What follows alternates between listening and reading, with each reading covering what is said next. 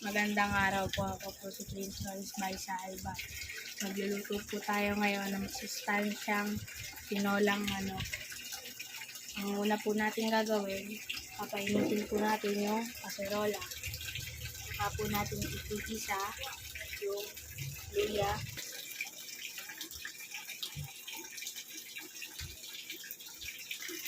Susunod po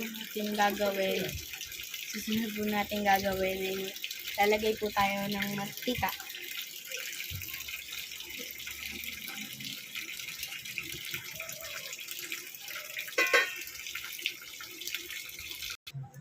Pag mainit po yung kaldero, lalagay na po natin yung luya.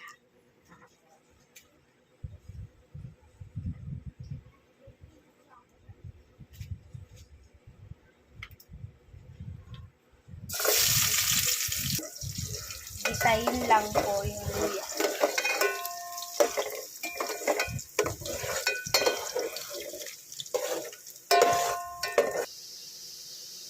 Gigisahin na po ang sibuyas.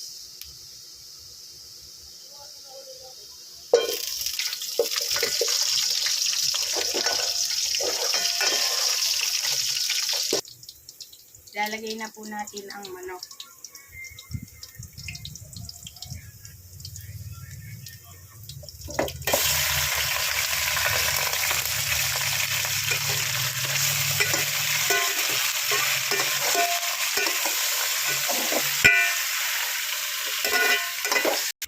Pagkatapos po natin ilagay ang manok, susunod na po natin ang tubig.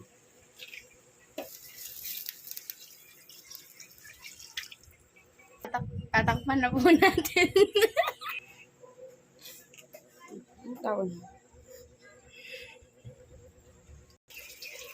Pag malambot na po ang manok, maglalagay na po tayo ng asin.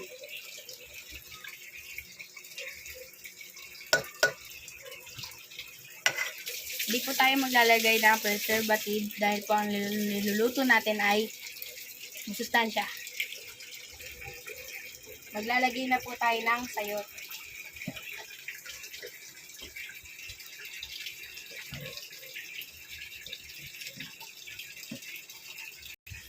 Tatakpan po muna at papakuluan ng 5 minutes. Pag malambot na po ang sayote, ilalagay na po natin ang dahon ng sili.